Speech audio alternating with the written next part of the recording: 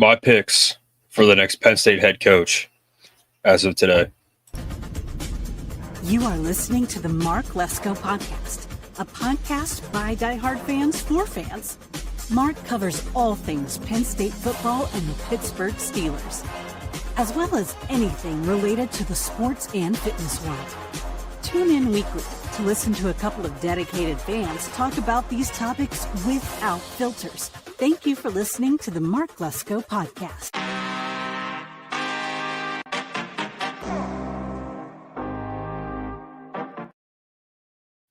All right, everybody, welcome back into another episode of the Mark Lesko podcast. What's up, Penn State fanatic? Gonna talk my picks as of today, Wednesday, November 6th. My picks for the next Penn State head coach.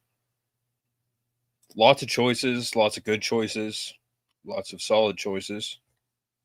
It doesn't mean any of them are going to pan out necessarily, but Penn State's a premier job, and a lot of these guys are absolutely going to have interest in this job. So what I'm going to do is I'm going to go through each option. I'm literally just going to pull up their Wikipedia. That's it. So, pretty simple. I'm going to start with Coach Chesney. So, I'm going to start with Coach Chesney. Bob Chesney, JMU. Which to me is one of my favorite picks because he is a small school guy.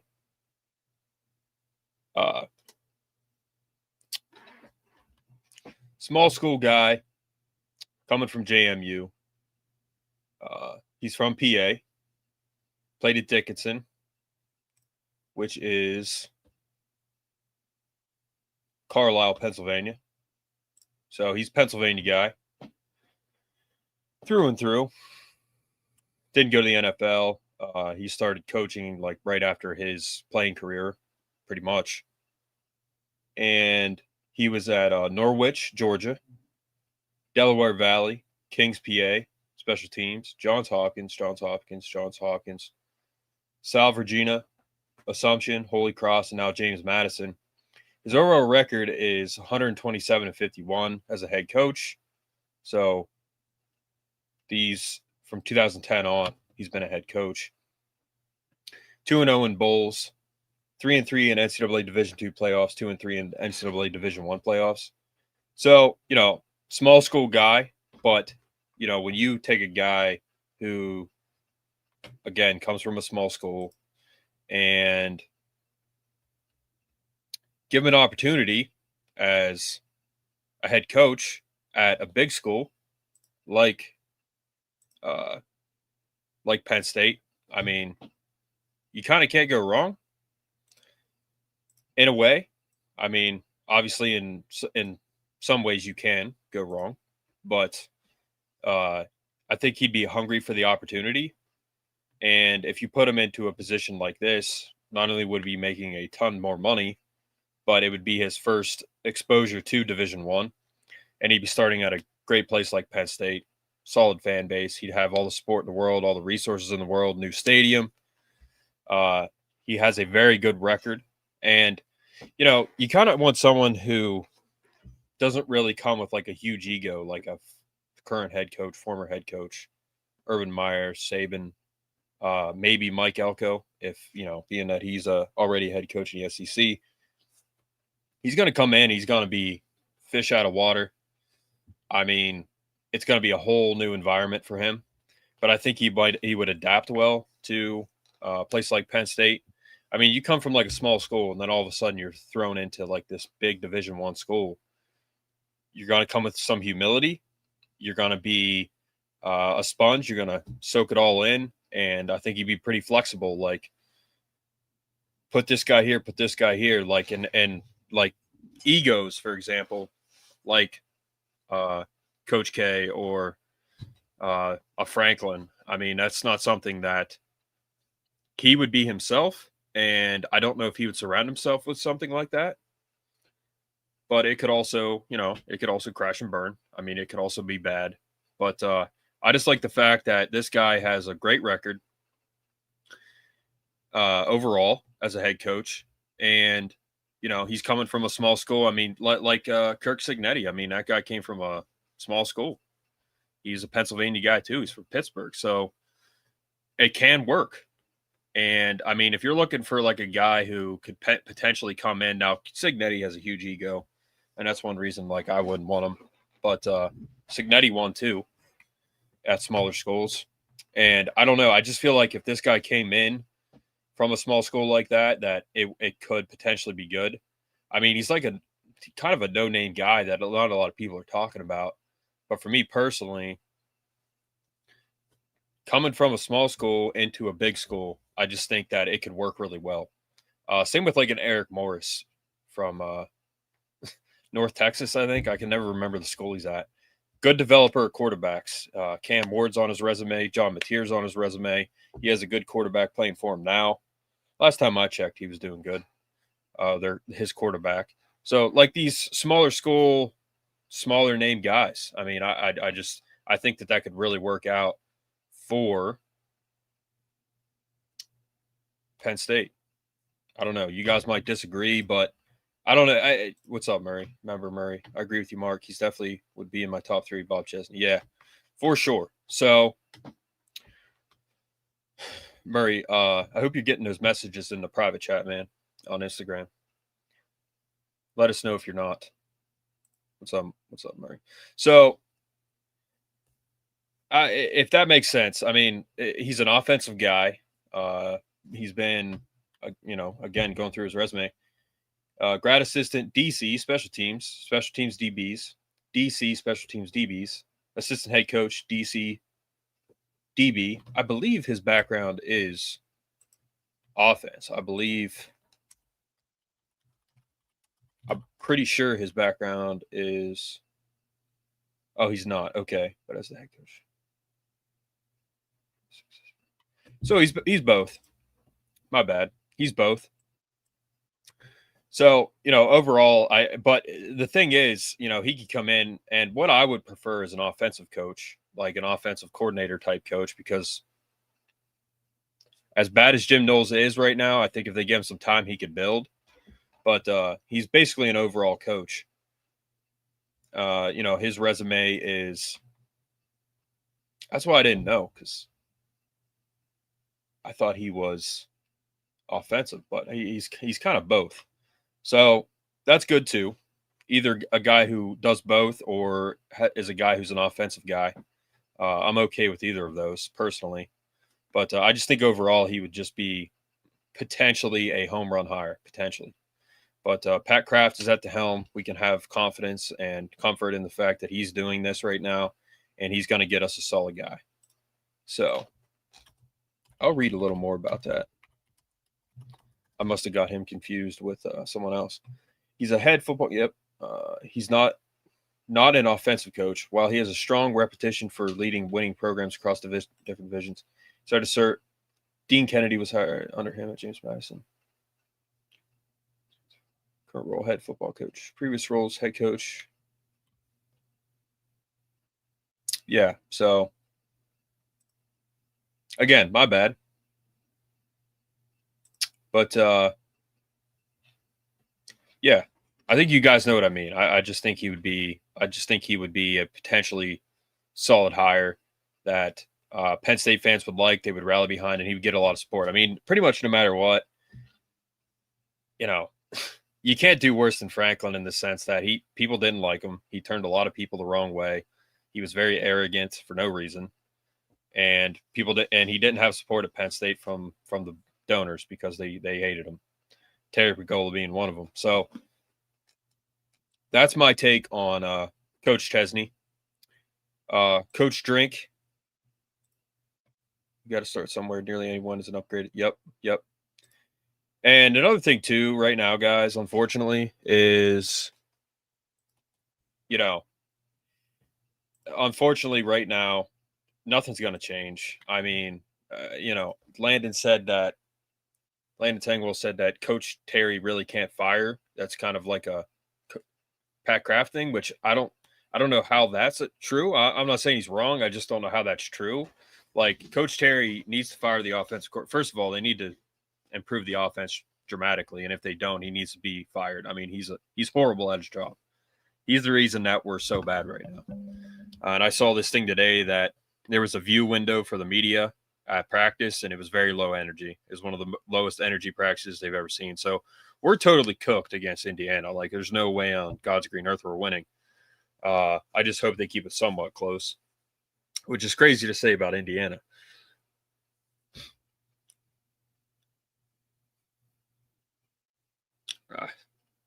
I don't know. I mean, I just hope that Terry Smith takes the reins and makes changes, because again, we're going to be mad Saturday. I mean, try not to get mad, but we're going to be angry because nothing's going to change. It's going to be the same song and dance that it's been the past few weeks, and it's just not going to change. I mean, unless he leaves, they could tell him the game's at 3:30 on Saturday, so that way when he gets here, everyone's gone. They could be like, "Hey, the game is at 3:30, Coach K. Be there at 3 o'clock. All right, but sit in your car and wait until we come get you, and then just don't go get him." And then he'll be out there till like 9 o'clock waiting for the game to start or someone to come get him. I think that's the only way our offense does well, is if they just tell him the game's at 3:30 and then he just doesn't show up, because you don't want him showing up at 3 and the game's not over. And then he comes in, he's like, "Oh, I'll call plays." It's like, no, now we're nearly winning because you're not here. And if you call the plays now, then we're probably going to lose. So no. So, yeah. But Coach Drink is the next guy. So since they say at least Urban Meyer is not coming to Happy Valley, then Braum, Drinkwitz, Elko, or possibly Joe Brady or Hartline, we are. Yeah, I was listening to, is it Landry Football? He was a coach. Great podcast, got a great voice. I watch him on YouTube, Landry Football. And he said that Joe Brady is just not really going to work because he's in the NFL. And I've said this too, like I think he would be a pretty solid hire, but I think he will stay in the NFL and he's going to be a head coach in the NFL. That's what I think. So, and who knows, maybe he'll hire Franklin one day when he's a head coach in the NFL. That would be a joke on his part, but I think he's going to stay in the NFL, and to leave where he's at now, an NFL system, to come to college and take the reins at Penn State, and it'll take more than money for him. I mean, I just don't know how well that would work out. But Terry Smith, I'm the head coach, and they told me I can make all final decisions. Smith said there's no need to make any changes right now, so that's how I see it. Yeah, that's not true at all, Coach Smith. We love you, but you need to make some changes right now. Coach K needs to be fired. He needs to go back wherever he came from and just chill and never watch us again, and we'll just pretend he was never here. So that's what they need to do right now. Can't we give AK a headset that's not plugged in or something? One thing my dad said, who was on here before, he said, "Why aren't these guys standing on the sideline?" Like Manny Diaz, for example, he stood on the sideline. Coach Ganner, Galen Hall never really did. He was up in the booth with Jay Paterno, but at least the DC should be on the field, I think. You go to high school games, for example, and I've been to quite a few this year, and in the stands, people be complaining, like, "Why is this kid doing this? Why is he doing that? Like, he's not good." And I'm like, go down to the sideline and stand there next to the people he's playing against, and you see how much bigger they are in person. That's football, and that's high school football. So if he's down on the sideline, I think it would just be better. I mean, he might have a health issue or something that he can't be down there. I don't know. But like Joe was up in the booth in his later years because he was old and, he's on a cane and stuff like that. But, Manny Diaz, he was always, hands on his knees, focused in like Larry Johnson on the sideline. So I think he should do that instead of talking through a walkie-talkie. When you're down there watching the game and you don't have the window open, you can't hear stuff. You don't know what those guys are going through, really. And you're not down there getting the feel of the game. Like, that really helps. That makes a difference. And Brett said it last night, like, defensively, why aren't we hitting guys off the line? Like those Ohio State receivers, they were wide open. Be up on the line. My dad said it too. Be up on the line and hit them off the line. Like, what are you doing? You're letting the two best receivers in college football, 2 first-round picks, just run down the field. Like, hit them at the line. Punch them in the gut. Whatever you got to do. Do something. Goodness gracious. Yeah. So, that would be a good point, Penn State fanatic. Yeah, give him a headset that's not plugged in so he thinks he's calling the plays and he's not. That is a great idea. Coordinators are more effective on the sideline. That's right. Remember Alex? Shout out. Yes, they are. I actually wouldn't mind Manny Diaz. Yeah, he's another one. But, again, his head coaching resume, just, I don't know. But, yeah, that's not a bad point, Kevin, because we know we would be elite on defense always. And the only question is, I want an offensive guy. That's what I want, because he needs to be able to take over if a clown like Clownolnecki is calling the plays and he's clearly sucking. And then they just they're like, oh, yeah, just keep doing it. It's fine. Liam Clifford, let him throw, let him throw the ball 3 times against Ohio State, because that's definitely fooling them, and now they're scared of us. So let's take the bad quarterback's brother, who is not a quarterback, and let him throw the ball against Ohio State.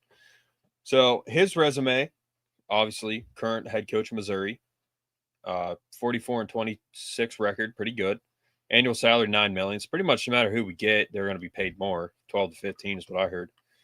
He's from Oklahoma. He went to Arkansas Tech. He was at Alma High School in 2005, Springdale High School. So, again, another guy who started at the lower level, high school, and then worked his way up to head coach in college football. Auburn. He was the OC there when Cam Newton was there, that won the national title. I think that was under – no, was that Gus Malzahn? I can't remember the guy's name. I'm not an Auburn fan. Arkansas State running back coach, Arkansas State co-OC running backs, Boise State tight end coach, OC QBs 2015 at Boise, NC State OC QB. Then he was at App State. I believe. Okay, so the year that we almost lost them was 2018 at home in the opener. And then, I'm pretty sure in 2019 they were good. Obviously, he got an SEC job after that. And in 2020 till now, 44-26 Missouri.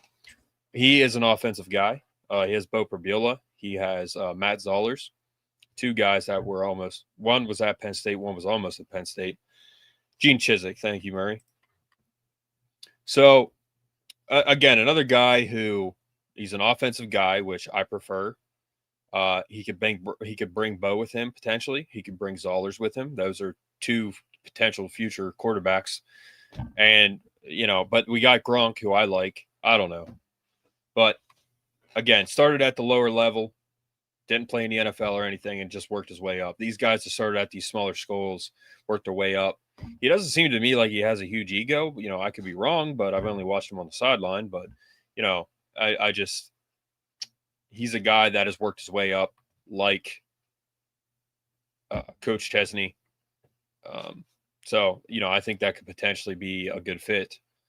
But we'll see. I mean, his questionable call there, he didn't take the field goal, ran Bo, and Bo got his leg snapped in half. That's a bad call. And I don't want to see that at Penn State. So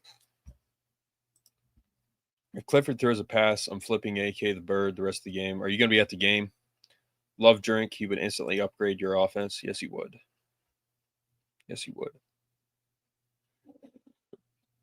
I was going to say, you try to flip Kotelnick, you're not going to be able to do that. So that's my thoughts on Drink. I mean, I just think that, he'd be a good fit. I just think he'd be a good fit. That's my personal opinion. Besides that one call that I saw against I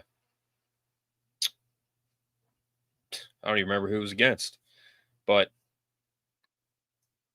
was it who the heck did they lose to?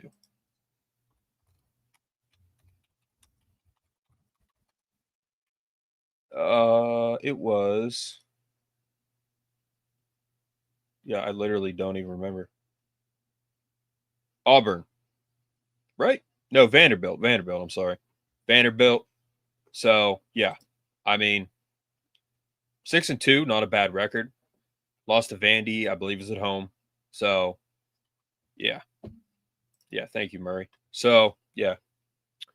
But we will move on to that's just my overall thoughts. Offensive guy, he'd bring Bo, bring Zollers. Again, Penn State and Franklin, they didn't pay college players NIL or high school players NIL money because they have no idea what they're doing.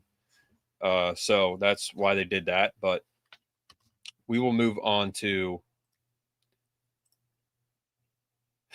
Coach Elko. So a defensive guy, which is something, by the way, real quick, I want to show you guys a picture. So if you watch For the Bloggy, it's Landon Tangwall, I can't remember the bald guy's name, Mike the Mailman, and Kevin Horney, I really like his commentary, man. Like, he would fit right in on this podcast, that's for sure. Blunt, to the point, doesn't sugarcoat anything. He goes after players, everybody, which I try not to do to the players. But, like, they were doing an episode from Happy Valley Live the other night, and Dom DeLuca came in, and he looked so shocked, Kevin. He was like, Dom DeLuca's the greatest player of all time. Great walk-on story, because he said so much stuff about him not being good. But I don't know if I've shown this picture before, and I can't remember why I had this picture, or I can't remember how I got this picture. I don't remember. I don't know if it's because it was on Google or TV, or I don't know.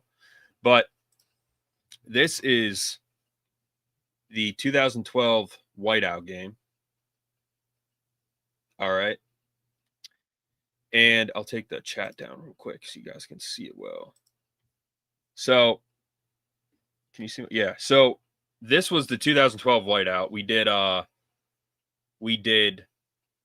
Paternoville. It's always Paternoville. Will always be Paternoville.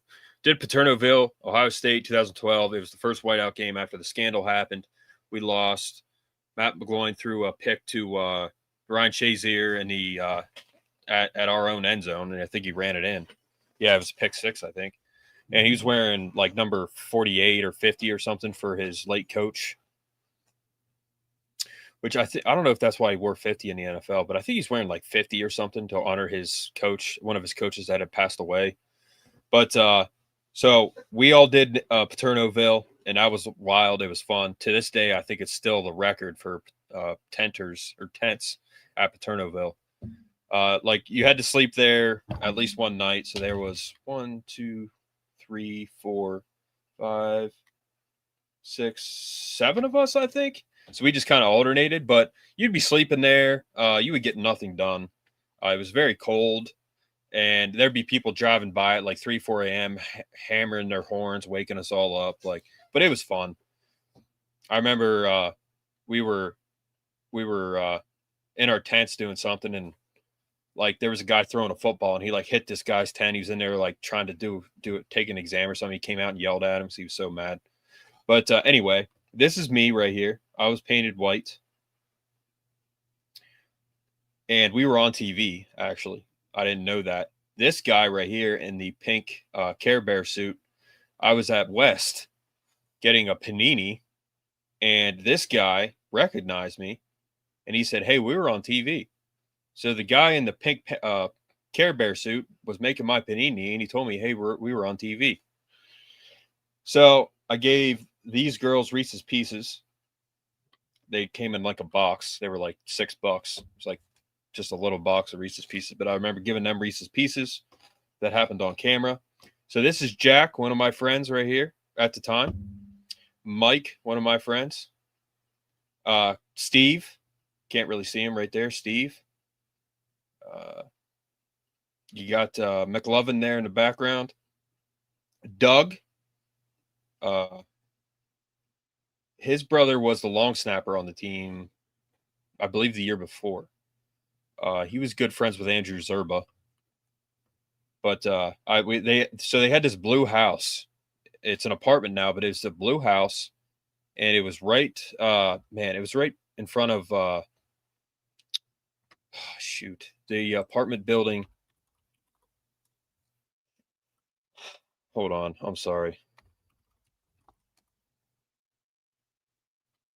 So, all right. So I guess the only way I can explain it that I remember is Calder Commons was okay. So Calder Commons, if you're standing on College Ave and you're facing towards Beaver, there's Calder Commons, and then there was like this other apartment complex that was fairly new at the time. I can't remember what it's called. And then there was this blue house just randomly downtown. That's where they lived, and it was like this random blue house. We used to order pizza off their porch because there was a pizza shop right there, and we were there all the time.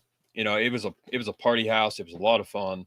All these guys, I think like 4 of these guys lived there, and it was just a ton of fun. I used to lift with them, and they were a good group of friends. But like Arts Fest, there would be like 300 people there, would be standing on the roof, just a random spot. But we would always be partying there, and it was just a lot of fun. And people would be standing on the roof, and it probably should have collapsed. I mean, it was an old house. But anyway, this is Connor. Used to go to the gym with him a lot. He was like 6'4", 260, solid muscle. So he's a good guy to lift with. And then that's Kevin Horney right there. Good old Kevin. There he is. So it was a group of us: Jack, Mike, Steve, Doug, me, Connor.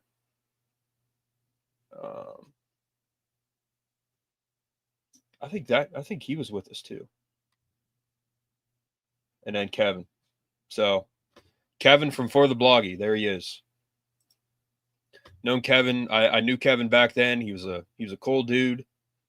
And I like to see him on the podcast. So just a little throwback for you guys. It was good times, man. Good times. But Mike Elko, head coach currently at Texas A&M, again, a defensive guy, which I don't like. But from New Jersey, went to Penn, played at Penn, played safety. Then he was at Stony Brook as a grad assistant, which is on Long Island. Dated a girl who was from Long Island and lived right near there. Defensive backs coach at Penn. Merchant Marine. DC defensive backs, Fordham, Richmond, Hofstra, Bowling Green, Wake Forest, Notre Dame, A&M, Duke. He was there at Duke, and now he's at A&M, and 32-14 overall at A&M. I remember when they played Notre Dame to open the season last year, and they lost. I believe his record at Texas A&M is 16-5 right now. Makes $7 million, so he'd make double that at Penn State. Yeah, he does look older than that. And he doesn't look like a defensive back or a safety anymore either. No offense. But they're undefeated right now. Again, it's the SEC. I mean, I saw this clip of the bands, like the Texas A&M band the other day. And I'm like, this is the most amazing thing I've ever seen in my life. So I don't know why you would ever want to leave that environment. But again, he's another guy. I've heard he's a hot candidate. Like there's mutual interest, a lot of mutual interest. So who knows? He could leave there and come here. I think there'll be less pressure here. You can still compete at the very top of the college football world, but be a little less pressure here. It's the SEC. He has one bad season, he could be gone. And we saw with Franklin, you can be mediocre for 12 years and still keep your job. So, we'll see how that works out. But again, a defensive guy. Check out Landon's video. He did a breakdown of him and his defense. I mean, he's just a solid head coach, man, and he's doing really good right now. So he could be another guy that could come in, potentially make a splash right away, and just make a splash right away. Maybe make us a winner immediately. Bring some of his guys with us.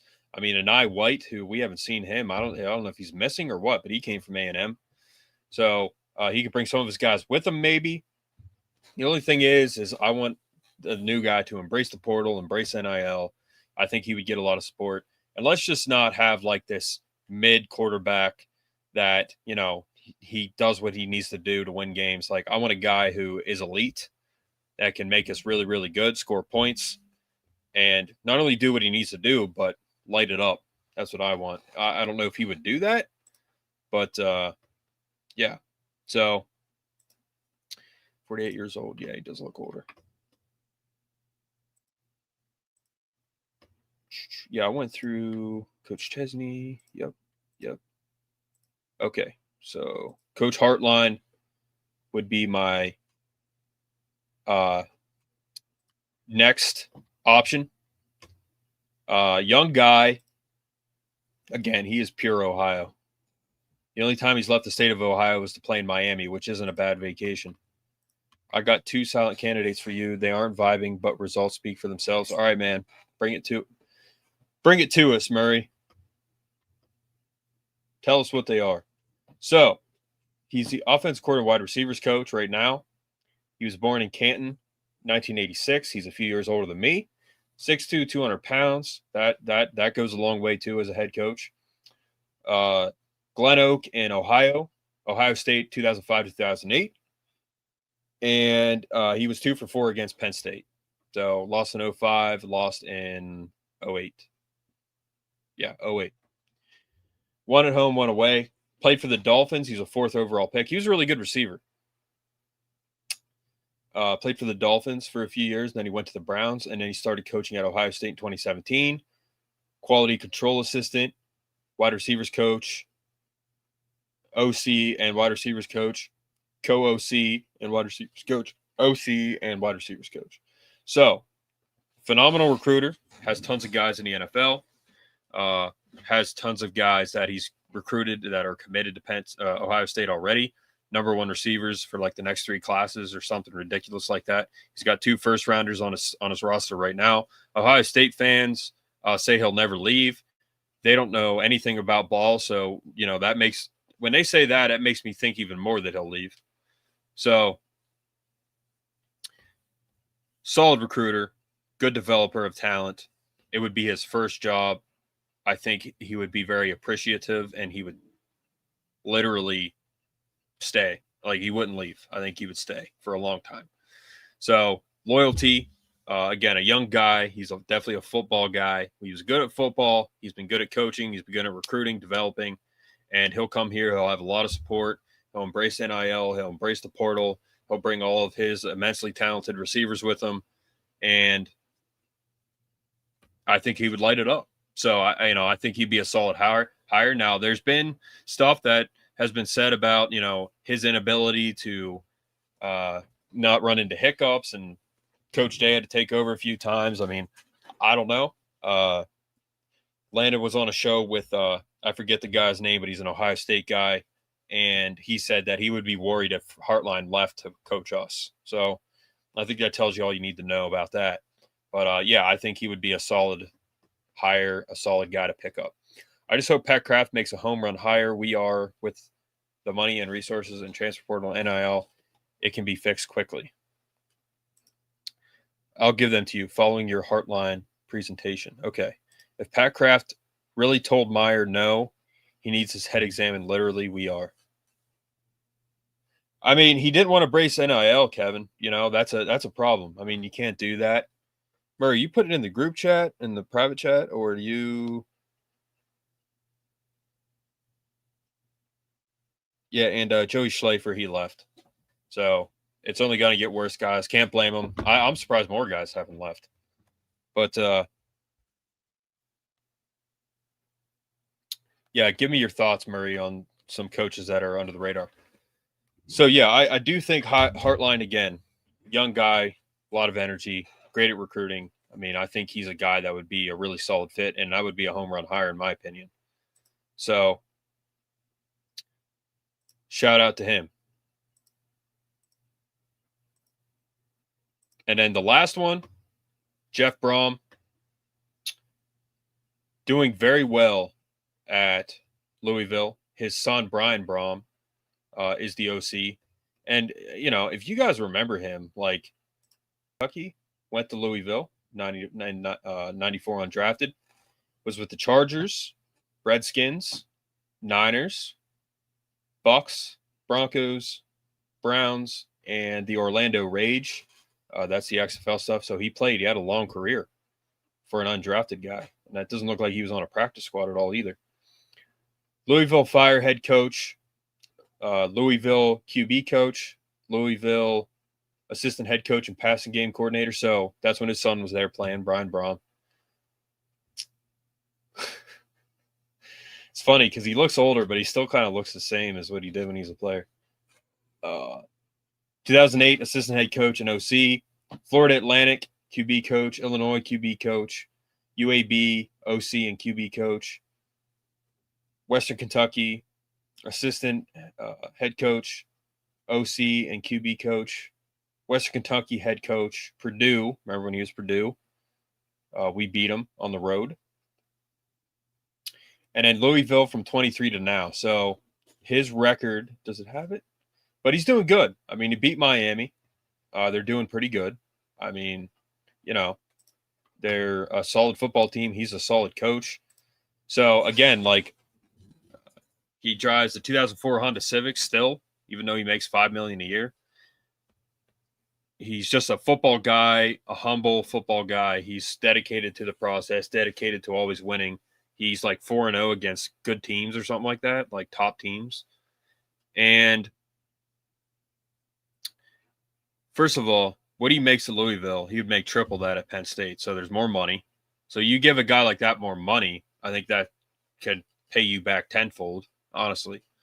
I think that would pay you back tenfold, having a guy like that, giving him more money, resources, support from donors, from the fans, like all of it together. And he's an offensive guy. So he could be here a long time. Brian Brom could be here a long time. So, yeah, I just think it would be a good fit. I think just his mindset, he is just a hard-nosed coach that wouldn't take any crap, and he would also get a lot of support at Penn State. Any of these guys would. I think any coach is crazy enough to take this job at Penn State, besides Elko, because he's already doing well in the SEC. Casey Keeler, a Monmouth, PA, if that's how you say it. Jim Clements, Kutztown. Yep, I've heard of those guys. These two are under the radar and will get you playoffs. Okay, all right. Well, I'll look them up. I have heard those names.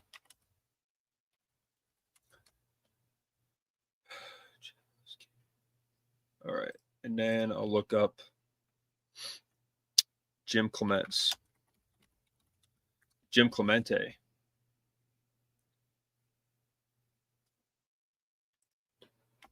Didn't spell it right, but all right, Jim Clements. Kutztown head coach, 99 and 29. Went to Widener. He's a D lineman. He was a Widener, Delaware Valley, and now Kutztown. And again, 99 and 29. Again, another small guy. I like a small school guy. I like that. And then Casey Keeler. I haven't looked into these guys, but I do know that I have heard these names. So another Pennsylvania guy. Amherst, Rowan, Delaware, Sam Houston State, and Temple. So he's currently at Temple. Again, guys, like these small school guys, I think they could come in and make a splash, but at the same time, maybe the lights might be a little too bright for him. I don't know. But again, thank you, Murray, for those suggestions.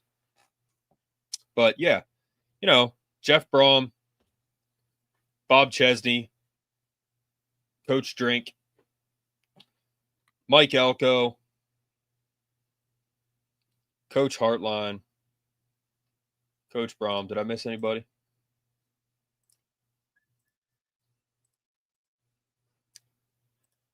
Coach Chesney, Coach Drink, Jeff Brom, Coach Hartline, Mike Elko. So those are the 5 guys that I kind of have on my mind right now. And literally just about any of them could make it here. I think Murray's guys and Bob Chesney all have about maybe the same opportunity. We just haven't heard much about them. I know Bob Chesney's name has been thrown out there. But you also have like Coach Sala, 49ers head coach, or DC right now, doing good. I mean, he's doing pretty good. They need the quarterback back, even though he's not that good. Cliff Kingsbury, I mean, Jaden Daniels can't stay healthy to save his life, but there's just a lot of names out there. But those are 5 guys that I've heard some stuff about, and I think literally all of these guys would be a solid hire. And if I had to go in order, I'd say who I want Mike Elko, 1, Brian Hartline, 2, Jeff Brom, 3, Bob Chesney, 4, Coach Drink, 5. So that's my order for that. So you guys put your comments below after I get off here, and let me know more about what you think. But are Buckeyes fans out of their minds? Yes, they are. Hartline would come to Happy Valley in a heartbeat for a head coaching job at Blue Blood program and his first job as a head coach. Absolutely, he would. Like your 5, all of them. How much are you willing to spend? December 3rd is early signing day. Yeah, so I heard today also that they're going to be here before December 3rd. That's what I also heard. It will be announced, and they may be here. That could be Brian Hartline. I mean, like, between those two, it'd be Brian Hartline or Bob Chesney. I mean, my goodness, how can you bring a current head coach to Penn State? I mean, that's just like Elko. If he would leave A&M, for us, who's to say he wouldn't do it to us? He would leave, and ditch us and go for some other job. I don't know where, but who's to say he wouldn't do that to us too? So it's just, I don't know if I really like that, if he would leave type of thing. But yeah, so I don't know, guys. Those are my picks. But remember Murray, remember Alex. Thanks for tuning in. Kevin Chandler, Penn State fanatic. Always good to see you guys. Always good to see you guys.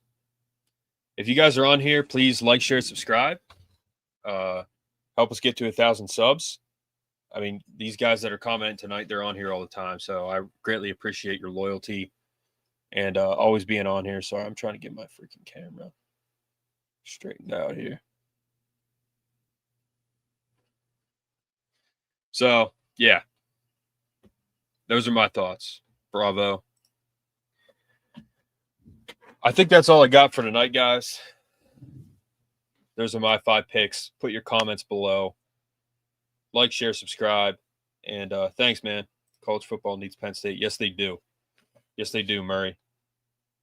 Absolutely. Murray is an Ohio State guy.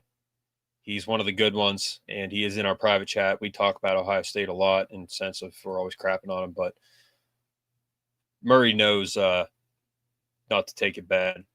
And I actually had one Ohio State fan be nice. He said something nice to me. I was like so shocked. He was such a level-headed guy. I'm like, thank you. None of you are like that, but thank you. Thank you, sir, for representing your horrendous fan base well.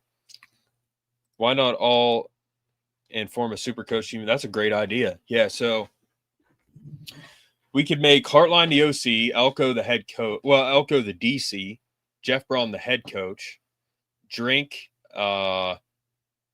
quarterback coach, and Bob Chesney, he could just be all defense, pretty much. No, Mike Elko would be the DC. Jeff Brom, Brian Hartline could be the Jeff Brom could be the OC. Brian Hartline be receivers coach.